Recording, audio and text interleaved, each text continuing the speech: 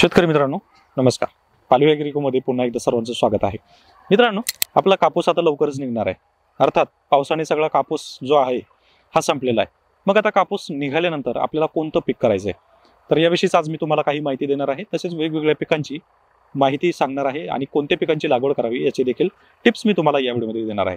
मित्रांनो, तुम्ही जर पालवी ॲग्रिको चॅनलवर पहिल्यांदा असाल तर पालवी ॲग्रिको चॅनलला सबस्क्राईब करा आणि नोटिफिकेशन बेलला ऑन करा, म्हणजे आलेलं प्रत्येक व्हिडिओचं नोटिफिकेशन तुम्हाला मिळेल. तर मित्रांनो, कापूस पीक आता जवळजवळ संपत आला आहे किंवा संपत येणार आहे. 1 महिन्यामध्ये आणखी फार तर फार 90% शेतकऱ्यांचा कापूस हा निघणार आहे.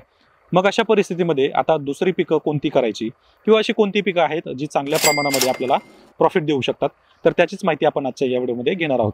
मित्रांनो, मी तुम्हाला औषधी वनस्पतीबद्दल अशी काही माहिती सांगणार आहे जे एक पीक लागवड करून तुम्ही कमी खर्चामध्ये, कमी पाण्यामध्ये, कमी खतामध्ये अतिशय चांगलं उत्पादन याच्यामधून घेऊ शकता. असं कोणतं पीक आहे, तर हे आहे अश्वगंधा. आता अश्वगंधाची लागवड कधी करतात, अश्वगंधा हे नेमकं काय आहे आणि त्याचा वापर कुठं केला जातो, ही माहिती आपण पहिली घेऊ. तर अश्वगंधा ही एक औषधी वनस्पती आहे जी फार्मास्युटिकल कंपनीमध्ये तसेच आयुर्वेदामध्ये खूप वेगवेगळ्या प्रकारची औषधं बनवण्यासाठी वापरली जाते.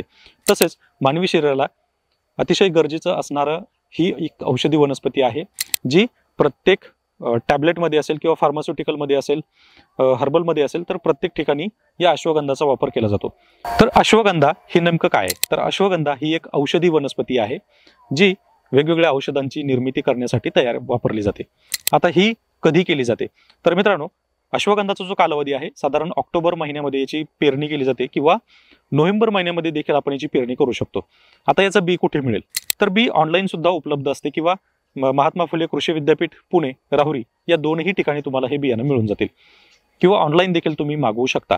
कारण याची बियाणे फार काही महाग नाही आहे. साधारण 250 ते 500 रुपये प्रति किलो एवढे बियाणे आपल्याला प्रति किलोला दर असतो.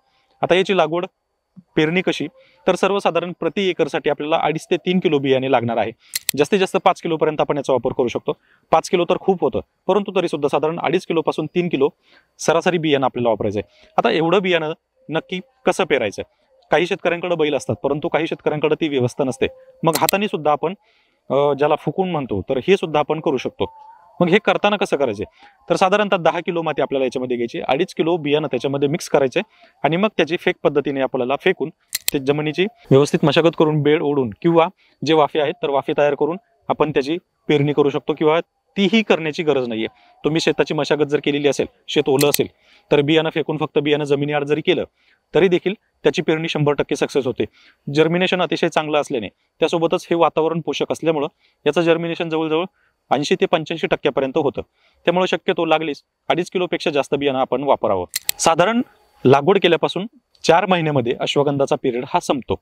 यामध्ये आपल्याला 2 उत्पादन घेता येतात. 2 उत्पादन म्हणजे कोणते, एक मुळाचं आणि दुसरं म्हणजे बियाचं. ह्या झाडाला बिया देखील खूप जास्त प्रमाणामध्ये लागतात. त्यामुळे सर्वसाधारण 1 क्विंटलपर्यंत आपल्याला प्रति एकरमध्ये बियाणं होऊ शकतं, म्हणजे जवळजवळ 20,000 रुपयापर्यंत आपल्याला याचं बियाणं देखील होतं. बियाणं याचं उत्पादन तुम्ही बिया विकू शकता किंवा रिसेल करू शकता किंवा पुनर्लागवडीसाठी ठेवू शकता. आता याच्यामध्ये पर्याय आपल्याकडे उपलब्ध असतात, परंतु जी मूळ तयार होतात तर याची प्रतवारी असते. मार्केटमध्ये जर तुम्ही कधी गेलात तर अश्वगंधाचं जे मार्केट आहे हे आपल्याला मध्य प्रदेशमध्ये निमच मंडी या ठिकाणी उपलब्ध आहे. या ठिकाणी सर्वसाधारण 120 ते 130 रुपयापासून अगदी 300 रुपये किलोपर्यंत अश्वगंधाला भाव मिळतो आणि प्रति एकरमध्ये साधारण 10 क्विंटलपासून 15 क्विंटलपर्यंत उत्पादन हे आपल्याला अश्वगंधामधून मिळतं. परंतु त्याची जी किंमत आहे ही प्रतवारीमध्ये असल्यामुळे जेवढी अश्वगंधा तुमची छोटी असेल, म्हणजे साईजने बारीक असेल, तेवढं त्याला दर चांगला मिळतो आणि मूळ जेवढी मोठी असेल तेवढी ती त्याची ग्रेड बदलते. मग ही ग्रेड एक समान असावी याच्यासाठी आपल्याला दाट पेरणी आवश्यक आहे. त्यामुळे कमीत कमी 3 किलो बियाणं तरी आपण वापरावं, जेणेकरून अश्वगंधाची साईज जी आहे ही चांगली होईल आणि त्याला दर चांगला मिळेल. तर मित्रांनो, एकंदरीत ह्या अशा पद्धतीने आपण अश्वगंधाची शेती करू शकतो. तुम्ही अश्वगंधाची शेती कोणत्याही प्रकारच्या शेतामध्ये करू शकता, पाणथळ जमीन सोडून. शिवाय या पिकाला पाण्याची गरज नाही. काहीशा ओलाव्यावर हे पीक लगेच वाढतं. याची जी वाढण्याची क्षमता आहे ही पाणी नसली तरी सुद्धा ही वनस्पती वाढते. त्यामुळे याला पाणी नसलं तरी देखील चालतं, कारण जो काही सप्टेंबरमध्ये किंवा ऑक्टोबर महिन्यामध्ये जो परतीचा पाऊस होतो आणि त्या ओलाव्यावरच आपण जर याची पेरणी केली तर ती 100% सक्सेस होते आणि पूर्ण मार्केटमध्ये माल येईपर्यंत आपल्याला याचा खर्च अजिबात नसतो.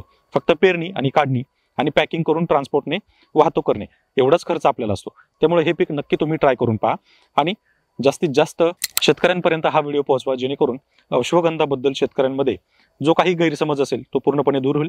तसेच हे पीक एक आर्थिकदृष्ट्या सक्षम पीक आहे हे देखील शेतकऱ्यांना माहिती होईल. तर मित्रांनो, अशाच माहितीसाठी आमच्या पालवी ॲग्रिको चॅनलला सबस्क्राईब करा आणि व्हिडिओ आवडला असेल तर व्हिडिओ लाईक करून जास्तीत जास्त शेतकऱ्यांपर्यंत शेअर करा. धन्यवाद.